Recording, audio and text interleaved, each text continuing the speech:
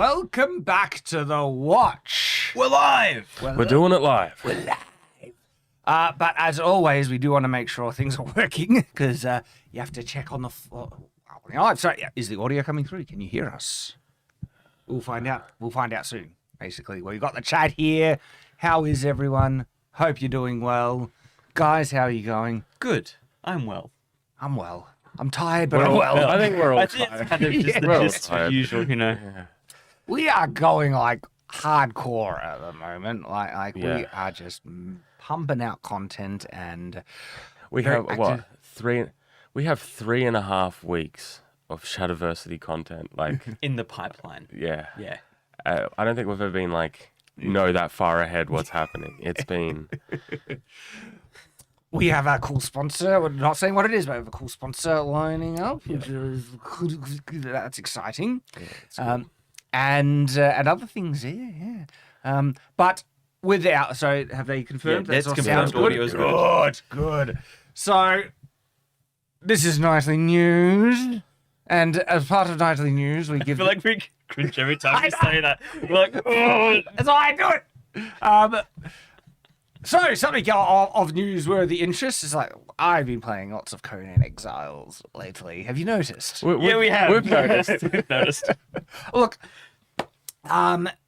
mate, Az from Hills vs. Babyface, he started streaming Conan, and I saw it. I was like, that's my jam, because I play like I play lots. Oh, it's my relax game. It's like my Minecraft, okay? And so.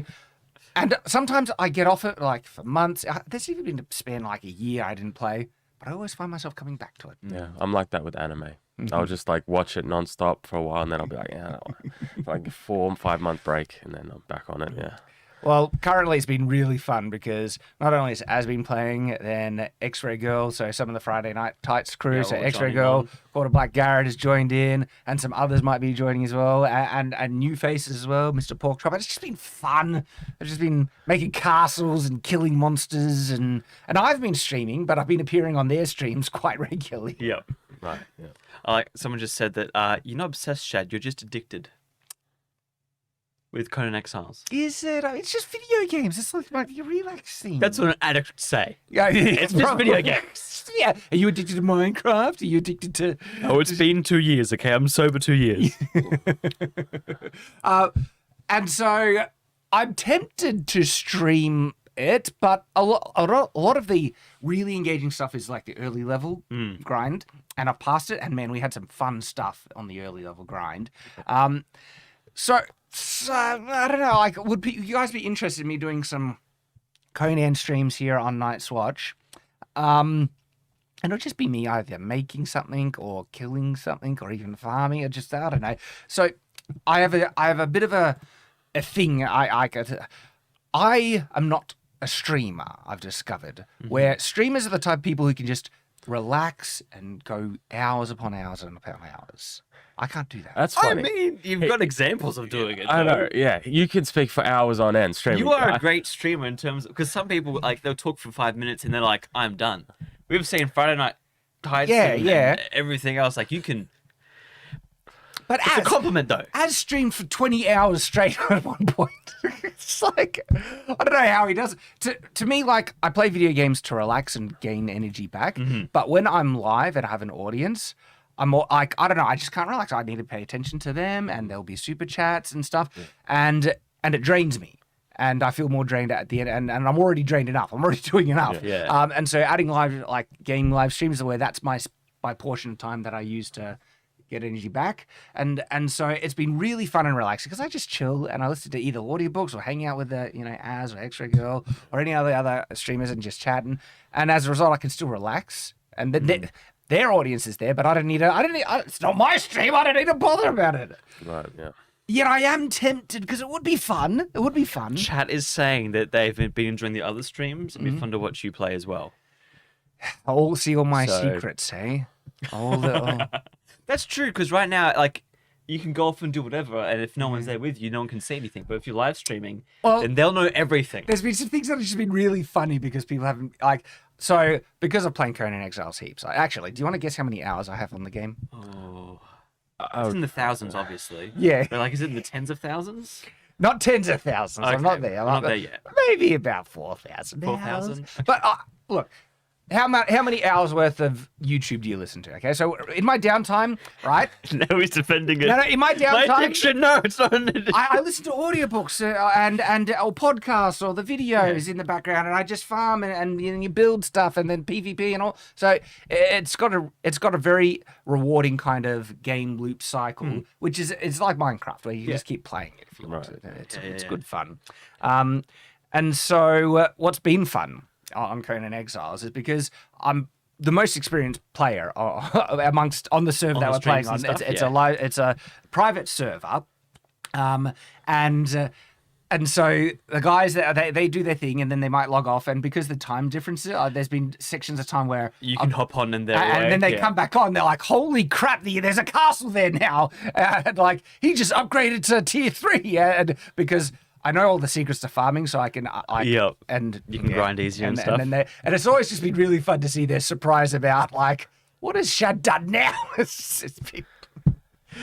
But if I stream, I guess people get to see my secrets. Yeah, they're not secrets. I'm not as sweaty as some people on Conan.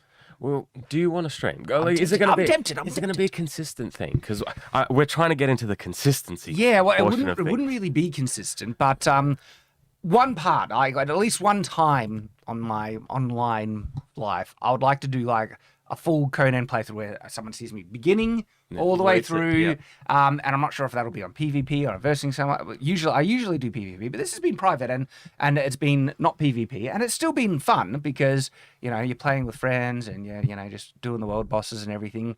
But you get to a certain point in Conan Exiles where the environmental challenge, basically, you get strong enough that the challenge isn't really there. Yeah, you're kind of finished. But that's when you need PvP to because the other players they like, and so no matter how tough you get, you can still get totally wrecked. Anyway, we've been talking a lot about Conan Exiles. That's what I've been doing. What have you guys been doing? What have you been doing? We've been filming a lot. Yeah, there's something we should actually talk about is like how much spoilers should we give the community about things? Because like so much fun and awesome stuff is happening, and I'm just like, I want to show people, like I want. Well, wait till the edit's done. Yeah. Wait. We can like briefly, like, because we've done something with giant swords recently. Yes, more giant sword stuff. And that was so much fun that I couldn't hold myself back. It's just like. Yeah, I'm in the edit now, and there's just parts where you guys are just tiring yourselves out, and they're like, "Do you want to swap?" No. Wait, I'm not done yet. I'm so good. And I thought Monday was great. Yeah. I wasn't sweaty and hot at the end of it. I was pretty good. It was the first Monday in a while. I was wrecked. Oh boy, was I hammered. Is there any other important news items that you guys would like to share? Do you have anything? Nathan. Of course he puts it on me. Well, Nathan has started a new channel that he's going to be working on. I have. Oh. I haven't told you this yet. have I? This is exciting. I'm starting a gaming channel too. Oh! The link's in the description of this stream, I think. There's no videos, but I'm going to, in my downtime, play a game, just like a round of a few things, cut it together like a Night's Watch video, and see if you guys like it. Oh, awesome. Because I've been doing devlogs, and the thing with devlogs is you need to make a game to make a video, but then you're making the video, you want to make the game. And it's just this cycle. And so I'm like, you know what? We're going to leave that on the back burner. I'm going to keep working on my game, but playing games is fun too. It's easier content to make. And Night's Watch people, I think they'll enjoy me. I think they would. Being bad at games. I think they would. Because the first one's not good. But yeah, so there's a channel with nothing on it. Would you try live streaming at any point? I thought about doing live streaming, but for some reason, Night's Watch, I can live stream. Whenever I do it at home, never works. Or I'm like too tired as well, because it's usually end of day stuff. Yeah. So like I've made an effort, and we've got a super chat, I'll talk about that. I've made an effort to make it very low quality. Like my hair's all messy, and like it does not look like I am all put together because, 11 o'clock at night I'm not. So I wouldn't live stream. Maybe I'll do a Conan live stream. We can do a live stream. Because I don't know anything about Conan. I've only played it like twice. But yeah. I'm tempted. I'm tempted because I do have my own private. Well, Yeah. when I say private, like there's the official servers and a private server is just. But it's public. Anyone can join that server. Yeah. It's a PvP server with some good mods. When I say mods, like not moderators, but mods that mod the game. Yes. Yes. And it's fun. It's kind of casual PvP. But it's available, yeah, and yeah, so it's called the Fortress server. If you type, it's like Fortress times 2. Times 2 refers to the resource gathering rate. But yeah, people were wanting like a publicly available private server. There's my private server available. We got some super chats though. Let's grab those right now. So the first one is from Captain Robbie for $10. Thank you, sir. Any chance of a night reading the first saga of One Piece to review the Netflix version? Really, ooh, you're already like... That looks like Tyranth has some thoughts on that. Really hard to adapt, but the showrunners love the source, hugely contrasts the contempt we usually see. I hold no hope for any Netflix adaptation. They do not have a good track record. Anime is a really tricky one to adapt. And within the encompassing of anime, how tricky they are to adapt. One Piece is like at the top of like really, like even in anime, sometimes like, oh, that looks kind of funky. Like, At least they're drawings. You get away with it. You know, you are right. I reckon the gold standard for our anime adaptation is the Rurouni Kenshin live action films. Like they are so well done. And then One Piece on top of that, they're definitely over 1,000 at this point. Not only chapters, but anime episodes. Because it's still going, isn't it? Yeah, it's still going. Have they found the One Piece yet? I mean, come on. Like, it's like, I love really long stories. I really love them. I love long animes, but One Piece is just like a whole other beast. You don't see an end. Yeah. It's not gonna... Yeah. I hope it's good, but... Would you read the manga to then review? I talked about reading books and comics before on here. It just takes too much time, I think, to do a proper review of stuff like that. Books are a big time investment. Although I have re-listened to all the Wax and Wayne Mistborn saga books in preparation to enjoying the more recently released final book in that saga, The Lost Metal, which I haven't listened to yet, but I'm ready to start, and I'm excited for that. But I reckon we'll review the show for sure on Netflix. We're going to see what they're going to First few episodes, at least. Yeah. I mean, hopefully they don't get another Cowboy It's Bebop. Netflix, though. Like, if you see Cowboy Bebop... We didn't get past the first episode after that. You only reviewed one Did episode. we review only one? I think we only reviewed one. And I think we watched 2 more and we were like, nah, we're done. We're not doing this. I This is tried the second episode, and I was like, nope. Yeah. I'm out. So yeah, I guess those are our thoughts on that. Do you want to do the other Yeah. super chat? So this one, oh no. It was from Talking Pole Press. Talking Pole Press. Good to see you. For $10, thank you. Originally found you, Shad, by looking for cool Conan Exile builds. Hey. You should check out my build sometime. Hi, Nathan. Hi. Throth. Tyranth. It's Tyranth.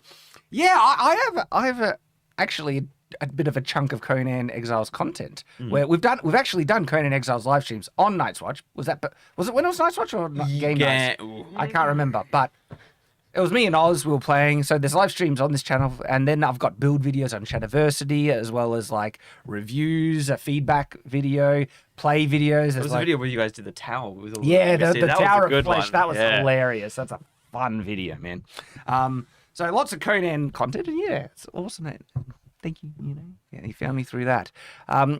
Also, just to let everyone know, if you haven't known, there is a Second Chance Kickstarter for the graphic novel adaptation of my book, Shadow the Conqueror. This is the Enemies of Self graphic novel. It's available on Kickstarter this time.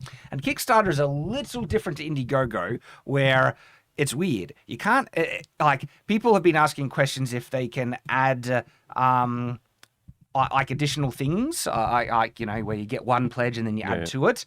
And Kickstarter, you can, but you can't. You can't while it's up. But after the campaign ends, you have this kind of you can add things after the campaign. And so you get if you've bought anything on the Kickstarter campaign. If you bought anything on the Kickstarter campaign, after it ends, there'll be an email notification where you can actually add to your order anything from the other pledges. But also, then there are tiers where it has like combined things like the Superfan bundle where you get everything. So that's that question here.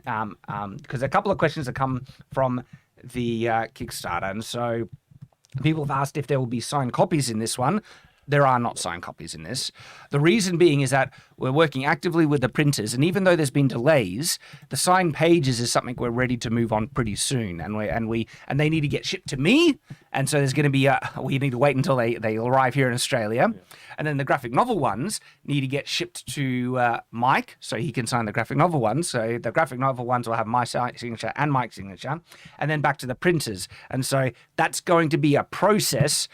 And we're going to be trying to do that while the Kickstarter is on. And so that'll mess up numbers and everything. And shipping usually from international can take a week to 2 weeks. And that's if you're paying for faster shipping. Going back and forth, that's a lot more time. But we're hopefully getting close to where we can get started on those. Because what happened with the Indiegogo campaign was really successful.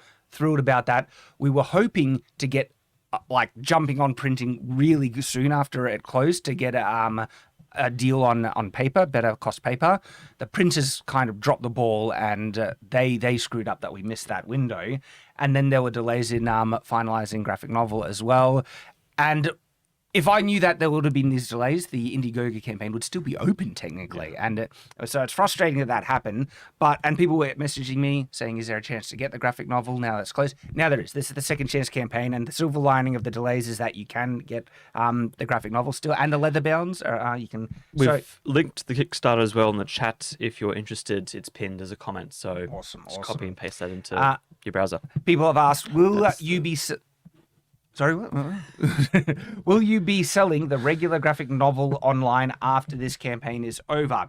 No, not regularly, okay? There'll be, might be opportunities to get the graphic novel in other campaigns, but it's not going to be available. And especially the collector edition covers, all right? If you want to be able to select which collector special cover, you need to get it in the campaign because they will not be available. There was something else about the availability or selling graphic novels online after this campaign is over, and that escaped me. Just it's gone. Dang it. So I'll basically, no, not available. Grab it while you can, and I still can't remember what the other element of that. Okay. I'll just move on to the next question. Will the ebooks be available? When will the ebooks be? So we're gonna distribute the ebooks when we're doing fulfillment, so people don't get spoilers, they don't get leaked online, and other things like that. And so those are the questions with the Kickstarter. I'm like, I hate it when I forget one of the things. We'll go to chat to see if they have any questions. Any questions? Okay, you guys deal with that. And I'm going to try and remember what this was.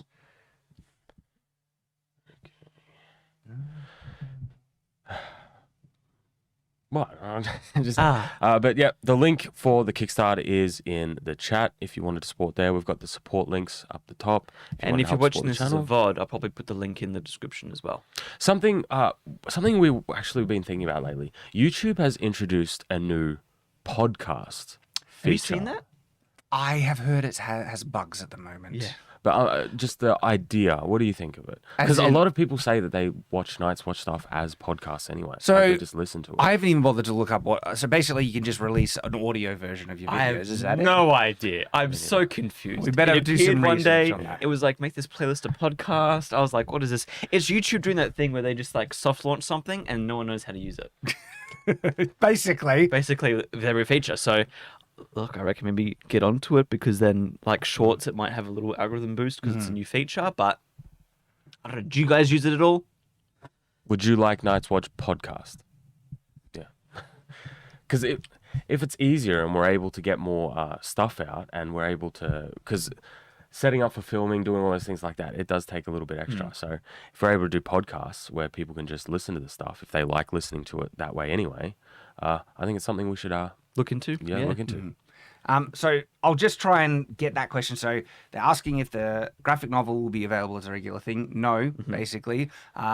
There might be some things later on. So, we might be considering doing something after all the campaigns. But if you want the collector covers, grab them now. and then that's it. So get them while you can, especially the leather-bound versions of the so the actual, the second edition version of the novel is available again, all there on Kickstarter. So grab that while it's available. Okay, nightly news. We got news topics. We guys. do. There's been interesting things happening in the news recently. Yes. The first one. Willow. Cancelled. Who would have thunk? Question mark? Couldn't have happened to a better show, right, lads? Well, Yeah. the showrunners come out and said basically that it's not actually. It's just going on like a bit cancelled. of, We a bit just of haven't been hiatus. renewed for another season. We covered that on Friday Night Times. His cope was amazing. Like basically describes the conditions of it being cancelled, but it's not cancelled. Yeah. It's just. Oh my gosh, Willow was so bad. Like that last episode, I'm just still amazed at how. I don't know. I remember when we watched we did the review of the troll people.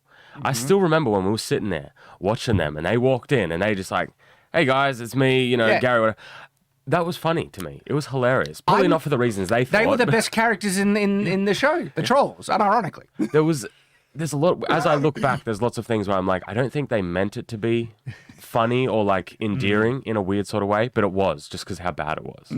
It had a lot of those aspects to it. I'm not sure it's in the realms of so bad it's good territory, because there was just such brain-breakingly dumb things in that show. The wagon, guys! The friggin' wagon! Can we not talk about that, please? I don't want to talk about that. Prefer worm fluid? Gosh. Worm fluid. And they compare it to mother's milk, but this comes from a male worm.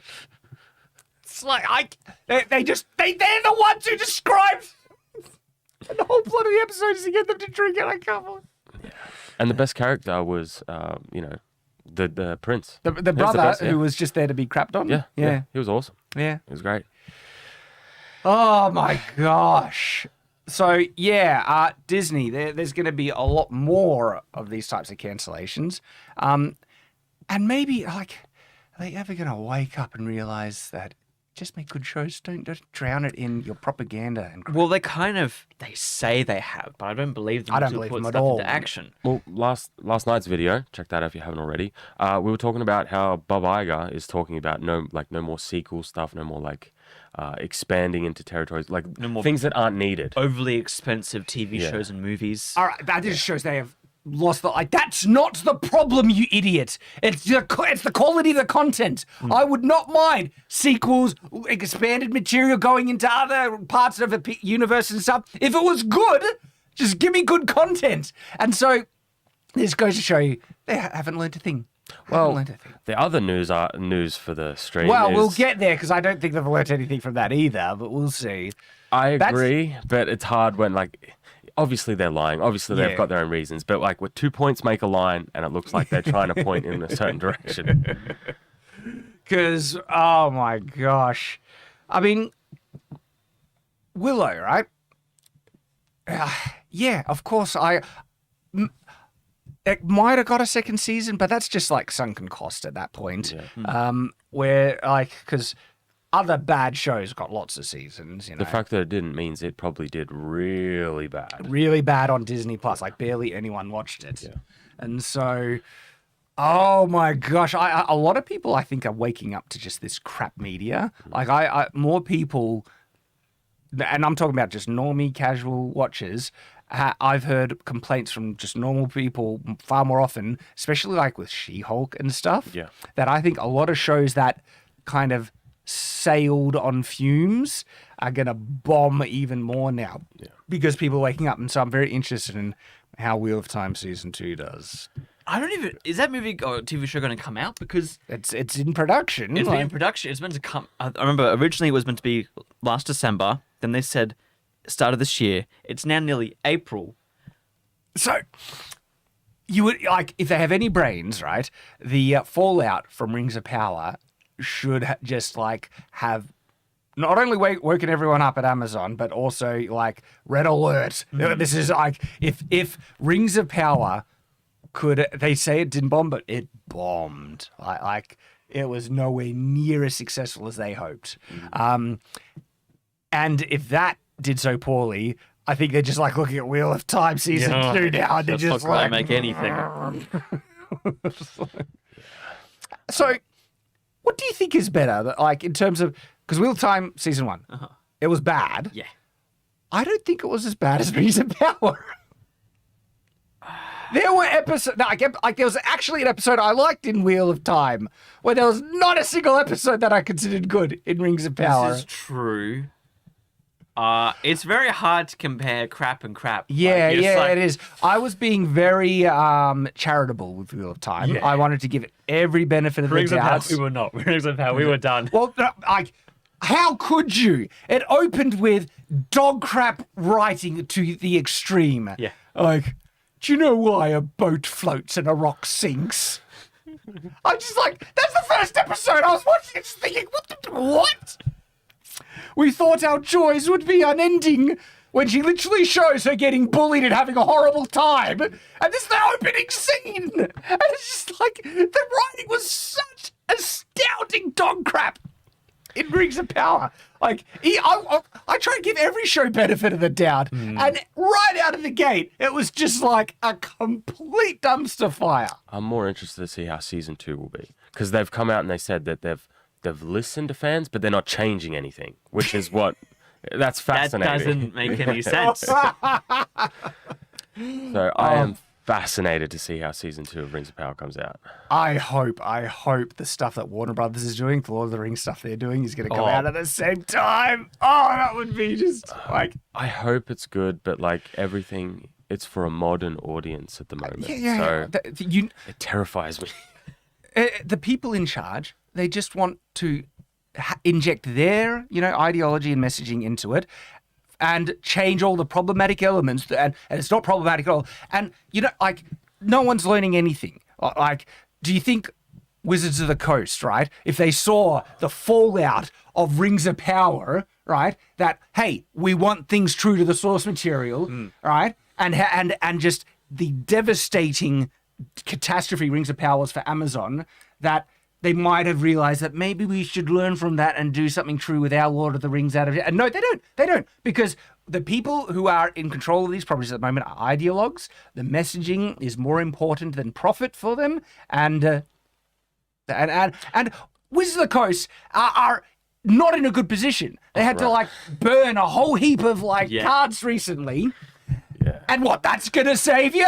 Yeah. They're just doubling and tripling down. Yeah. It's like, all right, burn the house that you've made for yourselves. You deserve it. And as a result, Rings of Power Season 2, they're not learning anything from their failures. We've got D&D coming up. As they came out and boldly say, oh, we're just going to emasculate men. That's what we're doing. And it's like, in what universe would make you come out and say these sorts of things? See, there are odd kind of pinpoints of, I guess, self-awareness and intelligent people realize this stuff doesn't work. Like Picard Season 3. That's someone realizing we need to make something that fans would like. Shock horror! That's how you make a successful, well-loved show. Yeah. By the way, I'm not saying Picard is good. Like Season 1 and 2, dog crap. But Season 3 is legitimately good. But the thing is, though, the showrunner, they basically just palmed it off to him because... Season 1 and 2 of Picard did crap. The people actually in charge, basically the same people. And even with Marvel, like, are we there? Should we segue to Marvel? Segue into the next news story, yeah. Because it's related. So Victoria Alonso has left Marvel. So is that a nice way of saying that? Because I heard that it was very sudden. Left Marvel. She's exited. Yeah. And this, I had to do this one article from Hollywood Reporter because it's the most, other articles and stuff would be like, because we've done news topics on her, she's very toxic. She's the reason why VFX artists, she would blacklist them and stuff. Is she the one that I said, I forget in which thing, but I was like, keep her Marvel, do everything she says. Yeah. Because...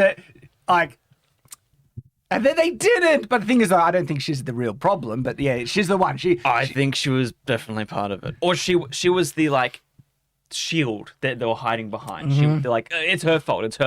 Because, like, this article's so funny because they do this in such a... She's a victim in a way because she's had to leave. How sad. Because they say that, in addition to her behind-the-scene work, she's also an important ambassador for studios' representation efforts and was outspoken during Disney's dispute with Florida over the Don't Say Gay bill. And she was like, as long as I'm Marvel Studios, I will fight for representation. And then just the way the article puts it goes, Alonso, who is gay, said this, and she was right, and you should not attack her for this. And they don't even criticize her at all in this article. It's just all, she did good. So as long as she's at Marvel, she'll fight for representation. Now, again, people might perceive this as like hope that Marvel might be trying to cause it. No, she's a scapegoat for the failure of phase whatever they're up to. 4 or 5. Yeah. And they're not going to change. Like, look at the horizon of what's coming out, And one of the big issues at Marvel is actually Kevin Feige. He is massively on board with the message. Yeah. And it's like he's still in charge. Basically, I feel that was just Kevin Feige needing, phase 4 was done really bad. He grabs her as a shield and she's the sacrificial lamb on, Yeah. Well, I think they're at a point where they don't really have any more scapegoats. Bob Iger has no one to fall back on now to blame it on. True, he's back in charge, so if anything goes wrong, it's his fault now. And that's Kevin Feige's as well. Like, they're the last two, so if something goes wrong next, it's one of their fault. Wait for the Marvels to come out. Like, you think no one cared about Ant-Man and Quantumania? Wait for the Marvels. Oh my gosh. I'm surprised Ant-Man did bad. I thought it would do better. Not that I'm saying that it's good. I'm just saying I thought it would do beher in a general sense. You think more people would go see it? Yeah. After the low performance of more popular characters like Doctor Strange and Thor: Love and Thunder, Ant-Man was always the weakest link in it. And if they failed, and like the only way that movie was gonna do mildly good was if it was a really good film, and it wasn't. And then it didn't have any like star power in the sense of really big characters people wanted to see. Yeah. So, yep. And now just wait for the Marvels. And what else do we have on the horizon now with Marvel? I thought you were saying just in general. No. Like that's in the horizon in general. I'm like, John Wick's coming. John Wick. Is that tomorrow for us? That's tomorrow. Tomorrow. You know how excited he was when he saw that message? You like nearly dropped your phone. You're like, John Wick! When do you see John Wick? Finally! So, A movie I can enjoy! when we went to see, what did we see last? Shazam. We went to see Shazam. There was endless ads of things that I do not care about. It was like Flash. What else was there? There was, I think, there wasn't one for the Mario movie.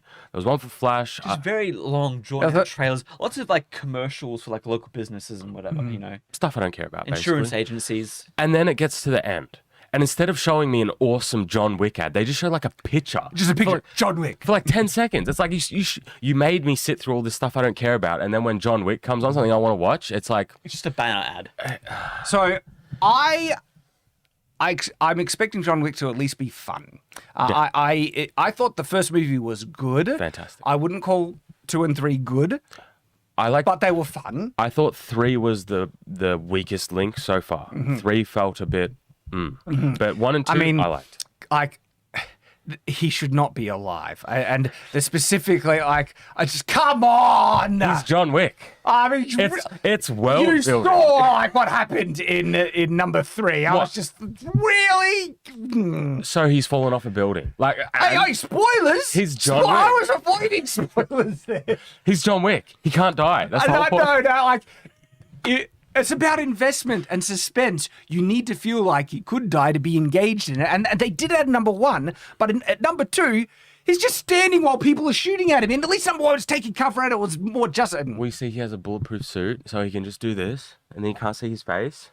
Just like this.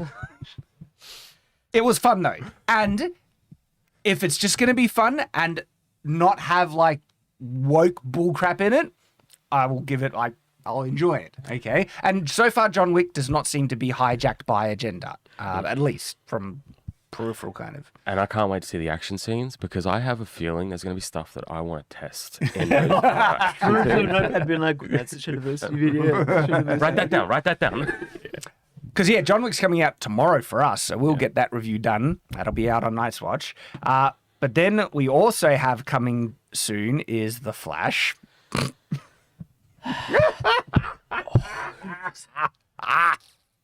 That'll be interesting. So I think next for us after John Wick is Dungeons and Dragons. Oh, yeah! The D&D film. And then I think Flash is after that. Yep. And then Indiana Jones. Indiana. Oh, wow. And Mario will be somewhere amongst them that we'll also do Mario. Like, there's a lot of bad, but hey, Mario, I'm actually interested in you. But there'll be fun reviews, so subscribe to Night's Watch so you don't miss out. Because one of the advantages of living in Upside Down world is that we do, once upon a time, movie releases were not, at the same time, but now they try to on the same date. But because we're a day ahead, we actually get, and they want the releases at the same date. But essentially, we get it ahead of time, so we get these reviews out quickly, and they're long form, in depth. Chad also reminded me of Guardians 3 as well. Oh yeah, I wanted to watch that as well. That is an interesting one. It might be the only half decent Marvel thing. Yeah. But that's like the last. At this point, I'm not happy with James Gunn. But Guardians 3, hey, that's all right. Also, it's going to be the last Guardians movie, so it's like they're finishing, and then there's nothing else to look forward to. Right. Which is like, if Marvel wanted to try and keep their boat afloat, they would do everything in their power to they have basically assassinated all their beloved characters. They either killed off the biggest ones. Iron Man, Captain America, right? And then assassinated the ones remaining to the point that they're just idiots and we don't like them anymore. Well, look what they did to Thor. And then Doctor Strange is the same. And they've gone through all the original cast. Guardians is like the only last untainted one. The Bastion. And it's going to be the last film. If they would, you'd think they would grab onto that like a life preserver and renew contracts and try and keep it going. But James Gunn wouldn't be making it then, and so, what talent do they have that's actually going to be making good stuff? Well, they're firing everyone anyways, and they're going to ring back and stuff, and it's not looking good. It's okay because it means we get less bad content, but also means we don't get any content. Well, it just leaves room for people to make new content. Do it. You can do it. Make content more accessible than ever before. I'm trying to do my best in that front, and be inspired. Make stuff. Because I'm genuinely worried about indie. It's been playing on my mind a lot lately. It's got time travel in it. I feel like it could be like. Did you hear about the reshoots? No, I didn't. So there's been reshoots with it, and the rumor is that they were to, let's say, make Indy not as much of a fool, and lessen the scenes of a certain female character in it, and We'll see. We'll see. Rise of Skywalker had reshoots. Yeah. And not for a good reason. That movie was atrocious. Yeah, reshoots don't usually bode well in terms of how things are going. But I do find if those rumors are true, that's just an admission that they were assassinating his character. Yeah. And it's shocking that audience reviews were so strongly opinionated that even Kathleen Candy's like, all right, we'll lessen the blow just a little bit. Because I feel like she's always so stubborn. The Force is female. Oh, my goodness. Alrighty, so, Alonso is gone. She's been, she says, as long as I'm at Marvel, I'll make sure I fight for representation. And she was the one who criticized, X-Men. That's not an inclusive term anymore. Should be, come off it. And it's just stuff like that. She's the one who's saying stuff like that. Yeah. And it's like, I can't. And like I said, I don't think it's a sign of change. It's just they needed a scapegoat. Yeah. So that's my take on it. Let us know what you guys think. Find out who's replacing her. Please, someone do the discovery for us, because I'm scared to look. All right. Any other important news items? So, to cover? with Shazam, we all enjoyed Shazam. The more I think about it, the No, worse you- it gets. We all liked Shazam. No. I Don't was, think too I much. was mid. I was like, I was 5 to 6, and then even in the review, I was thinking, oh wow, this is worse than that. As we'll Shad's break it down. mid is like a 9, though. Like it for other people. No. This is just objective quality, man. We all like Shazam. So, critics aren't liking it, though. They are not liking it, but the audience score is pretty high. Is it? It's what you would expect it to Well, be. that's like look. What I'll say about Shazam is that I found it more enjoyable than Black Adam, and there was two. And look, this is just like bottom of the barrel crap, right? This shouldn't be a compliment, but like there were 2 points in the film where I had an emotional feeling, and 1 point where I actually got an unironic laugh, and that's more than nearly most other superhero films. I got to give it credit for that, but that's bottom of the barrel. Like it's. The more you think about Shazam, the worse it gets. There's a lot of dumb in it. A lot. But yeah, critics don't like it. Audience, it wasn't bad. I had an okay time. It felt like a superhero movie. But I was reading an article basically saying that how the director's like, you know what? I didn't think it was that bad. The critics are criticizing it, 52%. He was like, okay, that was a bit. Well, so Rotten Tomatoes is the dog crap website that you should not trust at all. But directors and stuff, they look at that. Yeah. Yeah, they do, but still, just the how certain scores get frozen and suddenly never move. It's always so crazy. It's always crazy when like it's as soon as it's negative, it's You gotta delete brigading. it. It's Yeah, brigading. yeah. It's Get rid of bots. But when it's when the score magically goes up, 100% for The Last of Us. it's like oof. Bit sus on that. Yeah. But yeah, basically he wasn't expecting it to be as good as the first one, although I don't remember much of the first one anyways. I do. It was very mid. It was very mid as well, I yeah. thought. But basically he goes through this article that I'm reading. It basically said that, you know what, I've been doing this for a long time now. I was doing horror movies beforehand, and you know what, I thought this movie was okay, but I'm going to no longer do superhero movies. Is he not doing it because of the backlash, like all the negative reviews, or is he tired? But like, James Gunn is in charge of things, and they're not renewing Shazam. Clearly, Yeah. I wouldn't expect him to keep making the Shazam. Why is this news? I think he's more...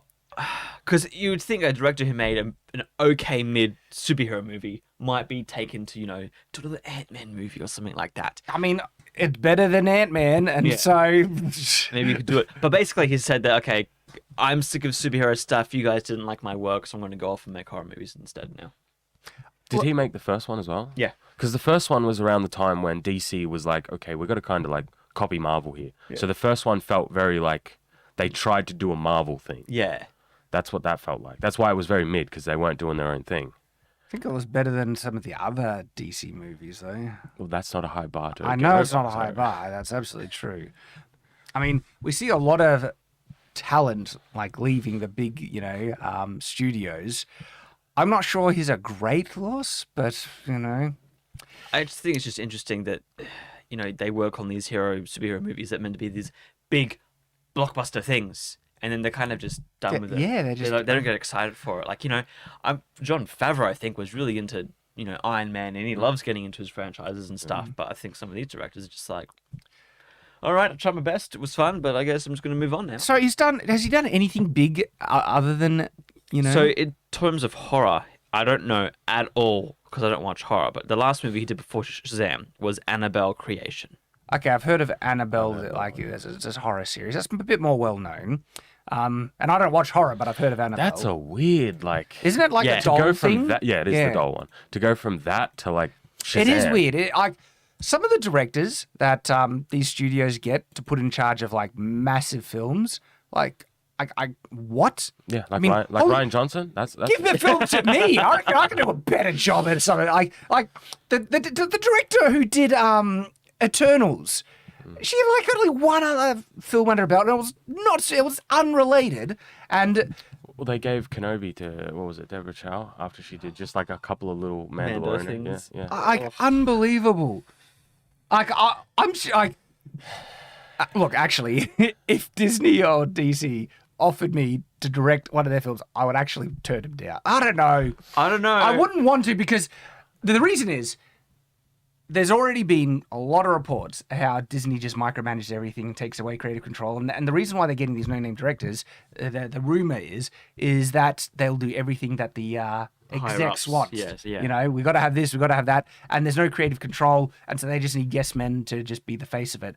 And I'm like, who would want that? I would like, but if they could unironically give me full control and offer me something, I could guarantee I could do a better job. And by the way, I have some directing experience, really interesting, and it was fun though. It was when we were doing a short film for Shadow the Conqueror. I wasn't the director, but it was really interesting to have a very active role with the director throughout that process, and I discovered certain strengths that I was really engaged with, and I think giving it to randoms, I feel like I'd be just as much of a random as some of these other directors. Yeah. But I'd be cancelled. I'd be my politics would be too problematic. I just imagine the news stories and they say, YouTuber hired as director for the new DCU film. Like, I would still like. The thing is, I'm an experienced writer. I know how to write. I know a good story. I would absolutely be able to do a better job and than you some could of get this hate slop. watchers going to say, I'm going to see how bad this I movie know. is. The hate, the attention from the cancel mob. Yeah. Would just like They'd go watch it, it's review a good marketing decision. But again, I would only want to do it. And I'm sure they promise creative control, and then they come in and meddle and screw everything up after the fact anyway. And the other thing is why I probably wouldn't want to do it is that they deserve to lie in the bed that they made for themselves. I wouldn't even want to help them get out of it at this point. I don't know. It'd be cool to have a Blu-ray version of the movie you made and said, yes, this is mine. I made this. We could put it on the set somewhere. Yeah, true. Like it depends what property as well, because if it's one I'm really invested in, I would treat it well and I would respect it, and that would tempt me. Like if they came up to me and said, "So we want to do a live action He-Man," I'd be like, I think you could do better than goddamn Kevin Smith. I know I could. Genuinely. I know I could. And like, yeah, if there was something really special to me, like Wheel of Time. Oh, Wheel of Time. Oh, I could do so. That hurts. That hurts. Because, like, someone who actively has disdain for elements of the source material, like Judkins does, just like, and so if Amazon offered me something like Wheel of Time, I'd be like, oh, that's got me by the short and curlies. I was like, but I'd still, I just was so worried that they would just still meddle. You need the control. Yeah, but that's when you have articles and it's like, Shad leaves because of creative differences. And then you can do a video being like, now my NDA is cleared, I'll tell you everything they're doing. Like, you can have dirt in terms of... Like, the bullcrap contracts that I get and sign and the NDAs, I don't like NDAs, and so I'll be just like... It depends what's in it, I guess, what's part of the NDA. But like those creative differences, it's just so many directors leave for that, and it's because of the meddling. It's they're trying to make something, and it's not even theirs. It's like what's the point? And then they want the studios want these directors' names attached to them, and that's the interesting thing, because I half wonder some of these bombs, right? We do often blame showrunners or directors, but the reality is like how culpable are they for the failure when it seems like they're just the face to... I'm sure there's lots of politics in the background that we are never aware of in terms of who's I'm sure it's always like overarching things. It's like, we want this to happen. We don't care how you get there. We just want this to happen. Like, I'm sure it's always that type of control. And then the directors have to like find a way to get to the point. Like, instead of naturally working their way to a plot point, like the Skittles thing in Shazam, it's like, we've got to... I'm sure someone said, okay, we're being sponsored by Skittles. We need you to feed a unicorn Skittles. You've got to find a way to make this make sense. And then the directors go, okay, well, they can just... That isn't interesting, because that was totally a higher up, like, we need Skittles in this. And imagine how crappy that would be as a director where you're just like, really? Whole scene just for Skittles. Like, They had to hijack the plot to force it in. Yeah, we're gonna find a dark hole. Oh, look, there's one right there on the corner. My gosh, that would be hard to deal with, and I'm not sure I'd want to deal with that. But I tell you what, like, I could make a freaking great movie for these people if they let me have the control, and unironically, right? Because I know I could do a better job than a lot of these, like Kevin Smith. Come on, dude. Oh my gosh. The amount of low talent that they're giving these properties to, like actual control over, and they hate the material, they just end up crapping on it, and it's a vehicle for their politics. That's not a high bar to pass. That's why I'm so confident I can do a better job. And it's always people who've done nothing. Like, they've done tiny things that aren't good. And you're always like, how did you go from some indie film in 2015 to, like, helming Marvel or something like that? It's like, how does this happen here? That's why I think, like, I wouldn't be too much of a gamble at this point with the type of people that they've been getting. Maybe I should send some emails. Send some draft scripts. Oh my gosh. I'll send them my novel, but then they'll have a heart attack because of how edgy it is. They'll be like, oh, what happened? It's not edgy for the sake of being edgy. I just didn't pull my punches. There's a former tyrannical emperor, people. You don't become a tyrant unless you do some pretty tyrannical things. And even then, I didn't go as far as certain historical figures. Like, look at Genghis Khan, people. Like, anyway. We're getting off topic, but that's what we do here. We go places. I think that was all the topics, though. I think that was that I all mean, the the new last stuff? the last small thing is just that making a why have I forgotten the name already? Gears of War, Netflix movie. It's Netflix. The writer worked on Dune. Yes. But I read the article. He worked on Dune, but he also worked on Doctor Strange, Multiverse of Madness. Oh my gosh. How do you have both of those in your repertoire as your resume? It's this is very confusing. Yeah, I don't know how to feel about this now. Well, okay, so there can be sometimes, someone well, the script is half decent, but when it gets in the hand of the director and the higher ups, Yeah, or then Kevin it gets Feige being like, we need bullshit. this and that. Yeah. It's completely bullshit. The writing process for Multiverse of Madness is insane, by the way. Like, utterly insane. The amount of time he had to turn it, like, so Mauler talks about, I can't remember if it was in his Unbridled Rage, but it's crazy. Like, the unprofessionalism, and that basically someone had to spew out this thing in a really short time, and it had to do all that because they had scenes filmed already. Yeah, that's a tough job. That's hard. You wonder why the film was dog crap. My gosh. Someone's saying it was the first Doctor Strange, but I'm pretty sure the article said Multiverse of Madness. So If it was the first Doctor Strange, that would make sense. yeah. So look, I would prefer just having a good Gears of War movie. Man. It is meant to be a movie. Yeah, but Netflix is weird, okay? It depends how much. If it's made by Netflix with more of their control, it's going to be dog crap. Yeah. But if it's just outsourced and being published on Netflix, there can be some really, like, look at Arcane K-dramas. and K-dramas. I saw a good one. I've watched 2 since my last update. Oh boy, I'm still recovering from that emotional damage. So yeah, random things can appear on Netflix. It's actually quite good, but that's usually when it's not made By Netflix. Yeah. Because I think the only good one they've actually really had has been Stranger Things. Has been the somewhat decent Netflix original. Well, some of the older ones were alright. And some of the older ones. But- when they first started doing the originals, they were good. But that completely is outweighed by all the trash woke shows. You can clearly tell from the diverse cast and the so many modern jokes.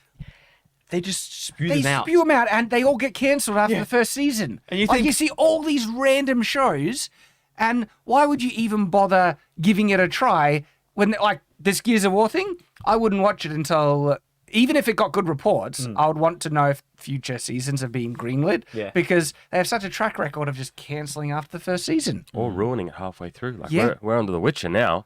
The Witcher was supposed to be Netflix's Game of Thrones, and that's not happening. Who is going to watch season? Is it season 3 now? Yeah. Because that does have Henry Cavill in it, Yeah, but he's gone. That's his last season. So, look, I didn't even finish season 2. What was the other one? What was the one we watched? The terrible, terrible prequel one. The Witcher. Blood Origins. Yeah. That. I'm glad we didn't finish that because it was. I heard it got worse, but I didn't want it to get any more bad. Like, it was so bad. Cobra Kai is on. That's great. Yeah, And That's great. I've only seen the first season of Cobra Kai. Gets better. And it was great. I love the Cobra Kai. So if you like some good shows in like little pinpricks of hope in this just sludge of misery. Yellowstone. I don't watch it. No. Really good. Really good. So Yellowstone, Tulsa King. It's like surprisingly enjoyable. Picard season 3. I'm enjoying it. And there might have been one other. Clarkson's Farm Right. on Amazon. It's just a gem. It's a gem. You think like it's about farming. Yeah. It's genuine. I think I want to do a dedicated video on I saw Clarkson's bits Farm. about that. Like, they got one worker who just talks. Yeah. He's on the radio and he's just like. And then, what does he say? He's got the guy like has such a strong accent. You go down the things and you look and you look, but he can't drive the new tractor and he's just like everything's beeping. Oh. Clarkson's Farm is genuinely not only a great show, I actually feel it's an important show.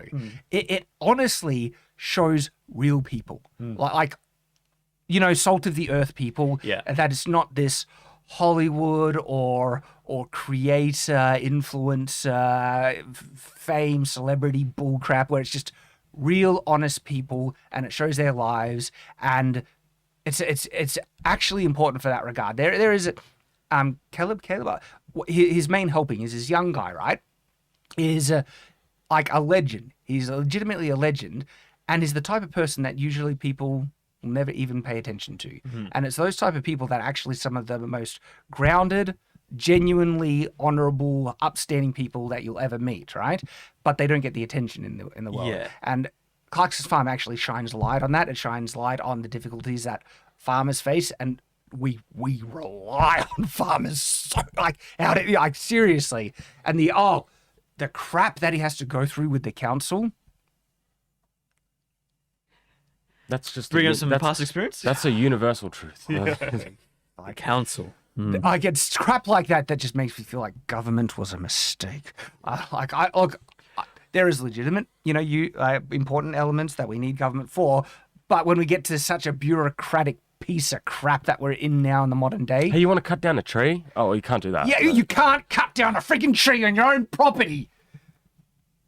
Unless you have a permit and you have to go through all this bull. It's insane. I can't stand it. Anyway. But Clarkson's Farm shines light on all of that. And not only that, it's actually genuinely heartwarming and fun and in entertaining, and actually kind of just shows like wholesomeness, more classical living that, we're forgetting about. So watch Clarkson's Farm. There's a good recommendation. And there might be two other shows that, Physical 100 on Netflix. Korean show about physical competition. It's about human excellence. Oh, yeah, I've seen that, Yeah. I've watched the first couple episodes. It's engaging, man. And holy crap, they're ripped as hell. It's like, oh, gosh. We in the West, we got some work to do, fellas. I know if you find the very few people, you'll find ripped people everywhere, of course. But man, those Koreans. There's something about those Korean genetics. It hits different. I saw the clip of like how one of the female ones challenged the dude, and the dude just beats her up. Everybody mad about it. He's just like, oh. So I think I watched that episode. This was really interesting. So there was a bodybuilder, but a female bodybuilder, and she was ripped. Thing is, though, I already know bodybuilders. They focus on size, not strength. Yes. Okay. Their actual physical strength. It's not nothing, but it's not. It's nowhere near. If you look at a strongman, an actual strongman, yeah. They look like, I'm not going to say obese because that's a misconception that I do not like. They have a keg though. They're They chunky. do, but when you actually push it in, it's not like fat. It's muscle behind that. Yeah. That's core muscle. But bodybuilding strength isn't really functional strength. It's more, Yeah. So there's that, and so she looked really imposing, and then she was going up against an MMA guy. Yeah. This was such an intriguing contest. The MMA guy dominated her. He was half the size of her, right? But he just got her in pins and holds, and he even starts to play out like it was funny. He would just be like, go and stuff, and then people were thinking he was a bit mean because at one point, like, he would knee on her chest and do submission holds essentially, and she couldn't do a thing. And so there was so much to kind of gauge in that episode. Is like, all right, he does have certain advantages because his muscle density and bone mass and bone density is actually going to be a bit higher because he's a male, okay? And I don't know if he could beat her in an arm wrestle, but I think he'd actually hold his own. It might actually be like he had strength. You okay, probably could. Yeah. When you do MMA, you still do weight training. It's just not, you don't want larger muscles because then you have to go up in weight classes. It's But depending what where he's fighting. really shone out in that contest was skill. Like she had nothing, no grounding, no background. She did not know what to do against an MMA guy, and he just threw her around. It was really intriguing. So, like, physical 100, like, there's, yeah. And so there are some good things that you can see now and then. Stuff that can strike up a really intriguing conversation, even. Well, there was some good stuff on Netflix, like Tiger King. That was good. I never watched it. You should watch it. It's a wild ride. There was also like the Narcos show. Those were pretty good. I heard liked them. Narcos wasn't bad. Yeah, it's very adult themes, so you might not like it. But yeah, And I mean, that's just current stuff, because then you also have things like House of the Dragon, which is just amazing. And so you'll find good things here and there. It's just this is the exceptions, because the norm is just it's few and far between. few and far between. Exactly.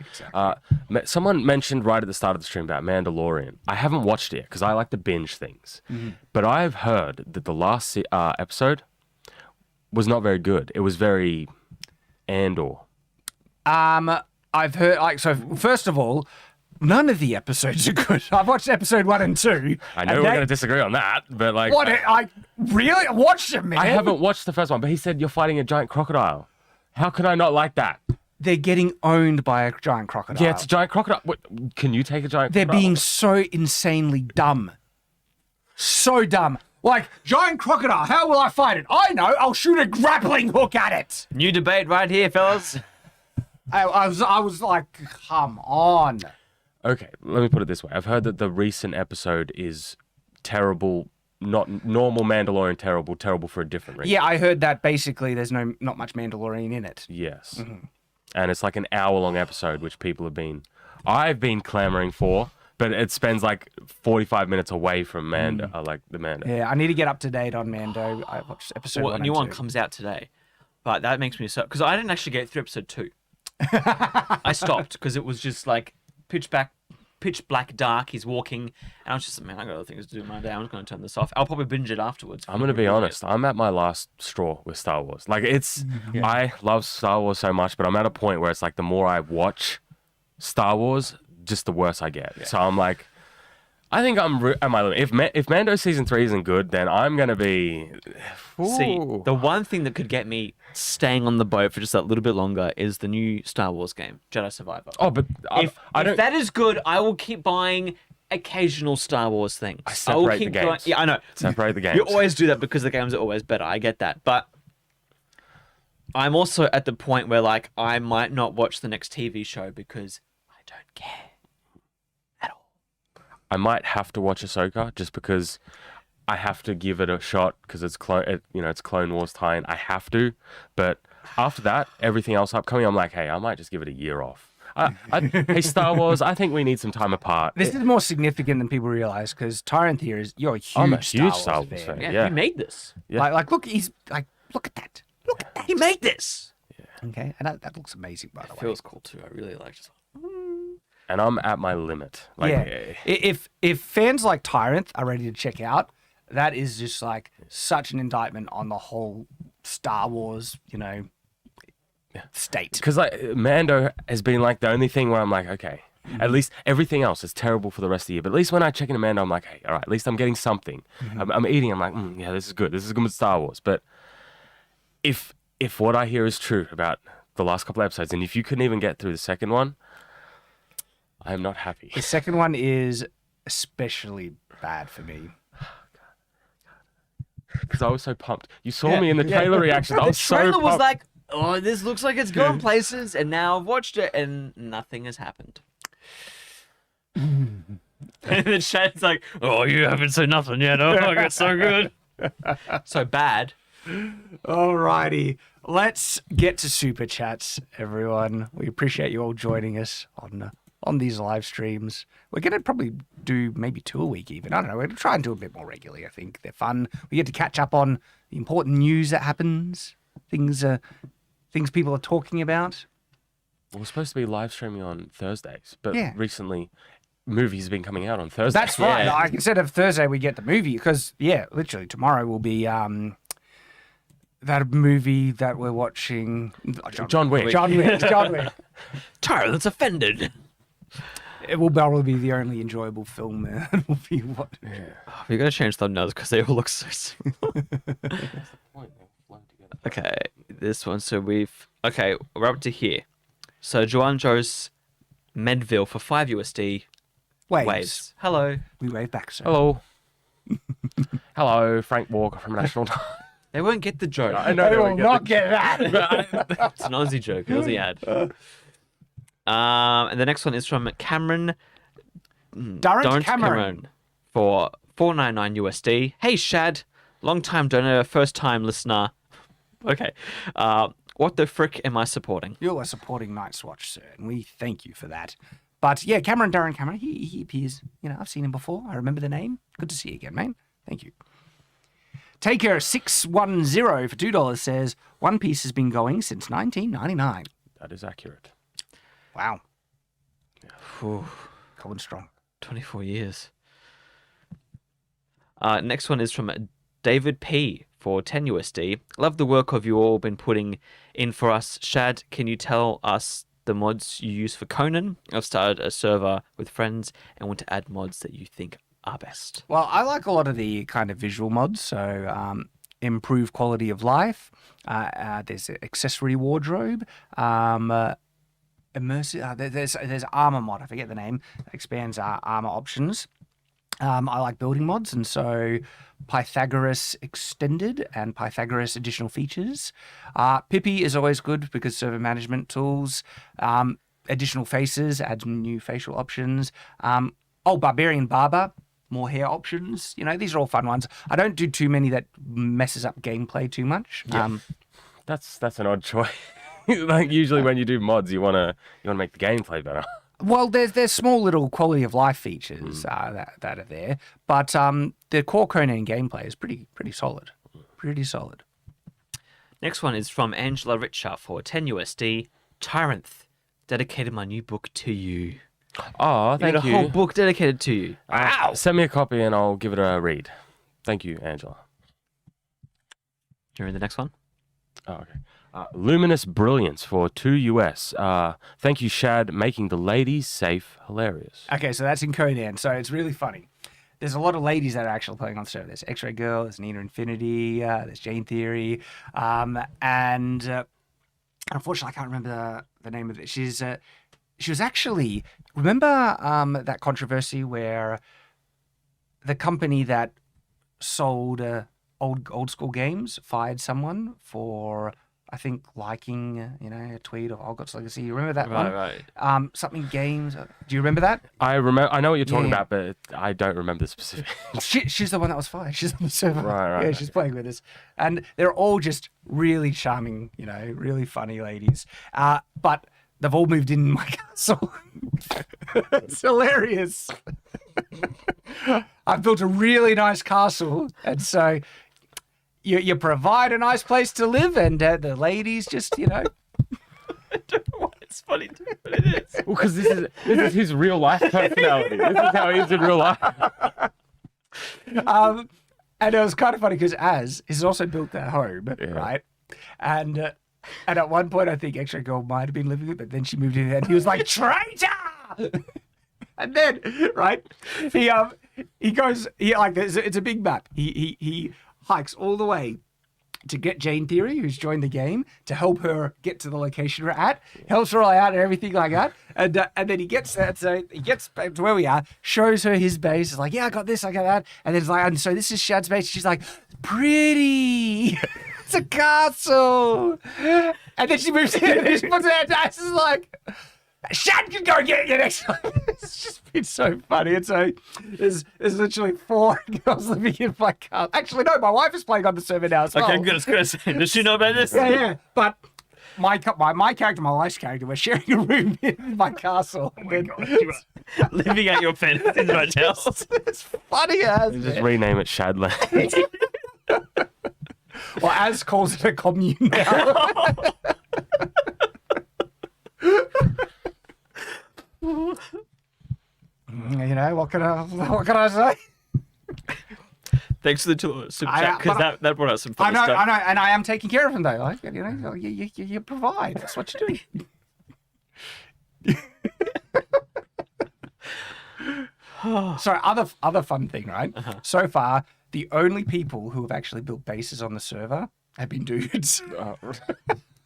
Garrett, as me, and Mr. Porkchop were the only ones that have actually built homes and shelters.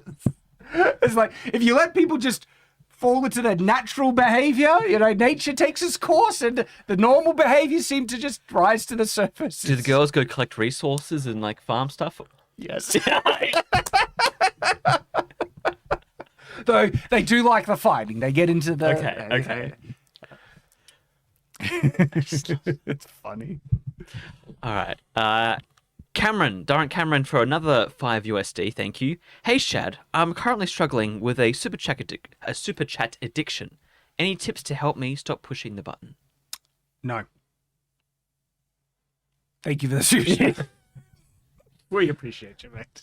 Next one is from Walalamuna for 550 BRL. I'm not sure what currency that is. How do you spell Tyranth's name correctly? Honest question. Non-native English speaker here. Apologies for the wrong spelling. With a H At the end. At the end. Tyranth. You can check the description. There's a link to one of my second channels if you Yeah. need to see it. So Tyranth. You're welcome. Don't mess up now. We've told you. Happy to help. We've corrected you now. Okay. If we see any spelling mistakes. Next one is from 420 Ganyik for 10 USD. The princess from Willow was really bad because she was a know-it-all and obnoxious. Also, Willow being a side character in his own show. It should have been him and the prince going on adventures. Hit the nail on the head. Yeah. That's all accurate. The prince would have been like Mad Mardigan, you know, number 2. He was the son, and he actually had charisma and stuff. They could have, and I think the actor did well enough in the role, even though he had a dog crap script to work with. They could have had something there, right? And people love Willow, right? You just be true to the characters and have fun. We got such dog crap where literally they wanted to make it about the princess and a certain relationship and then the writing was just, oh my gosh. That was something I was so mad with what the showrunner, whoever was saying with, you know, they're going to be a season 2. Don't worry, guys, we're coping over this. He was so adamant saying, Willow didn't get a sequel back in the day, and I promise you, we'll get a sequel this time. If you were so adamant on wanting a sequel, you should have put in way more effort to actually warrant that. Well, what he should have done is honored, you know, the material and make something people like and cut it out with your woke crap. Now, I wonder, though, if it was him putting the woke crap. It's probably the studio. It was Disney, so Lucasfilm. They were the ones like, we have to have this, and that. And, you know, Willow, that's toxic. He has to just, like... He even said I'm a fraud, and you know, and they destroyed his character so much they had Willow say, "I'm a fraud and charlatan. I've never been, you know, good at everything." I was like, there was a article in Forbes where they actually were fairly honest about the problems with it. They're basically like, well, they didn't make this for the original fans. They made this for fans who don't exist, and nobody showed up for it, which I was surprised to get from Forbes. I know. There's a random good take now and then from the mainstream media. All right, what's the next one? Talking Bolt Press $5 says, have you boys read the Willow sequel novels written by the Chris Claremont with outlines by George Lucas? I liked them quite a bit 20 years ago. So interesting, when we reviewed the trailers, I mentioned those, that they're actual books. And I was like, look, if you were going to do a good show, base it on the books. They didn't do that at all. I haven't read them, but I've been told some of the plot, and there's different, like some people really like them, some people don't, but whatever it is, I bet it's going to be way better than, it's not a high bar to pass, but the TV show that we got, yeah. IB for $20 says, hey Shad, just wanted to say I really liked your book. Thank you, man. Had to listen to it on Audible while recovering from an operation, and it really helped. Take my money, you blackened shade. I can't wait for the graphic novel. Thank you so much. That means the world. I just, when I hear that people have been able to enjoy my book, and sometimes like just that they enjoy it is good, but then people say that they even it helped them out in some way. That's amazing. I love it. Thank you. Next one's from Dawnbreaker for 10 USD. Hey Tyranth, lore-wise, not game-wise, how strong is the last Dragonborn with all the weapons and magic he gets, and where would he be ranked compared to other game MC? So this kind of came up in the stream. Someone was comparing the Dragonborn to Kratos. They thought the Dragonborn would be stronger than Kratos, and I don't think so. I don't. Like, No. we're limited by the game mechanics because it narratively getting the power of dragons and the thooms and the shouts and stuff, but you don't get to like pick up pillars and throw them. Well, it's more like Kratos would tank anything. Like he would just be able to literally just take it. I don't know. Actually, that's a good question because like I'm trying to think like Stronger than The Witcher? I think that would be fair. Like with, Yeah. with the magic that you Yeah, can get yeah, yeah. and the levels and yeah, stuff. way stronger than Witcher. Yeah. Because it depends if we're going to compare it to other main characters Oh, that's what he wants. in the Elder Scrolls series as well. Yeah. Because when you play in Elder Scrolls Online, you get some crazy powers, but then they get taken away. I'm not sure about that one. I would have to do some research. Good, interesting question though. Thank you for the super And I chat. like that question as well. Thank you. Next one's from Nick Brown for $4.99 USD. Victoria Alonso will now be known as No More. The studio producer working at Marvel, No More. No more. Because she was the one in the Yeah, yeah. video. I was like, it's not Namor, it's Namor. No more. And then she starts speaking Spanish. No more. I think she was the one that actually changed that name. Yeah, representation, as she likes to be known for.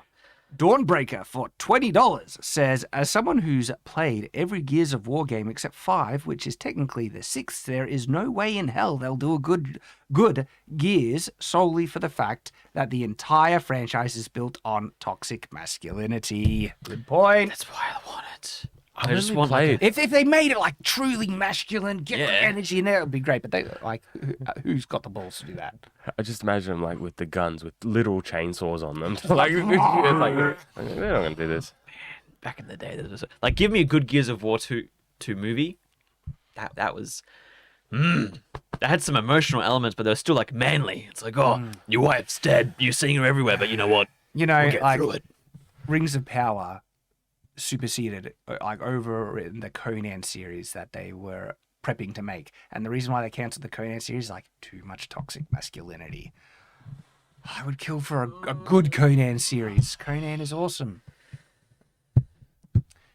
Too much masculine energy there. We don't want our men to be strong and heroic.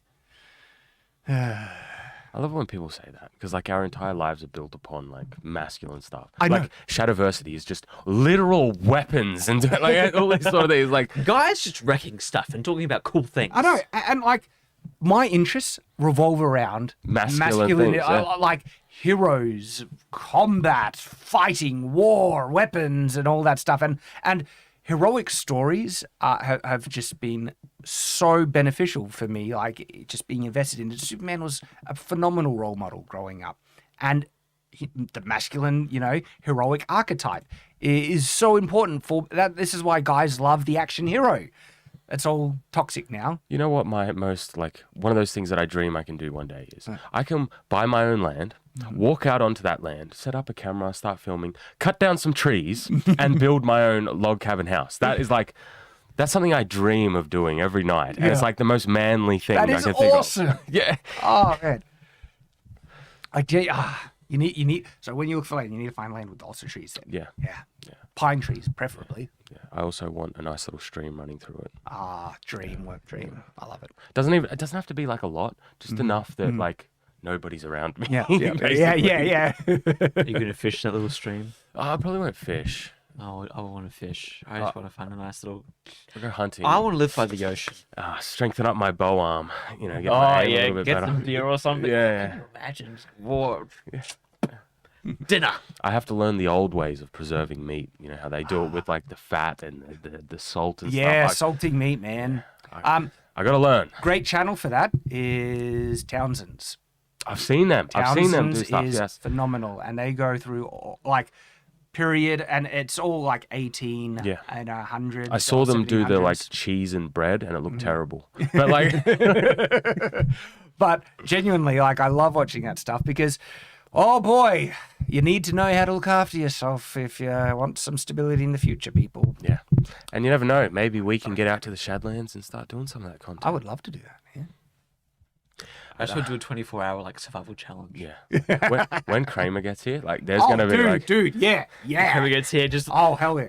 leave you both out in the wilderness, and I'm just gonna film it all. I I just want to do our cooking segments. Yo, I just wanna do our cooking segments. genuinely, Raw. that's the type of stuff I love, but I just don't have the health for it. And it's been, I would love to, like, because I actually really get into, like, survivalist things. Yeah. Do you guys watch the TV show Alone?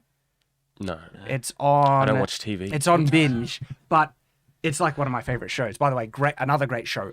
It's called Alone, and what it is, it's a survival challenge where they like actual good survivalists. They get sent to either Alaska or some godforsaken place of the world, and they have a camera, and that's it. They have to film themselves, and they have to survive.